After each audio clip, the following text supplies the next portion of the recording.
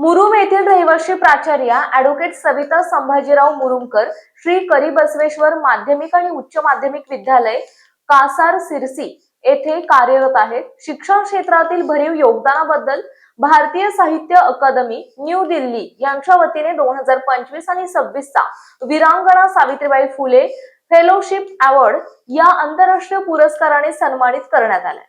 यापूर्वीही त्यांना शिक्षण आणि सामाजिक क्षेत्रातील अत्यंत प्रतिष्ठित बसवरत्न पुरस्काराने सन्मानित, प्रशालेतील अतुलनीय योगदानाबद्दल आदर्श प्राचार्य म्हणून सन्मानित, कोविड काळात कोरोना योद्धा पुरस्काराने सन्मानित करण्यात आले आहे। प्राचार्य मुरुमकर या संभाजीराजे सार्वजनिक वाचनालय मुरुम आणि आयुश्री विनंता बहुउद्देशीय सेवाभावी संस्था मुरुमच्या सचिव असून संस्थेच्या माध्यमातून शैक्षणिक, सामाजिक, राष्ट्रीय कार्य करतात।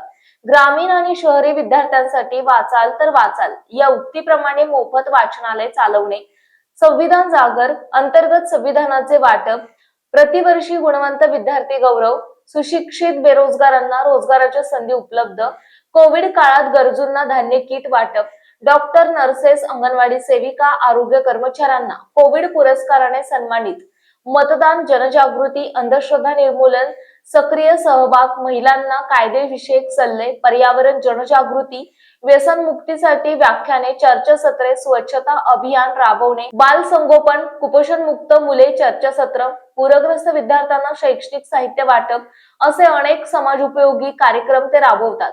मुरुमकर यांच्या सर्व पातळीवरील शैक्षणिक, सामाजिक, राष्ट्रीय कार्याची दखल घेऊन त्याचा सन्मान होत आहे।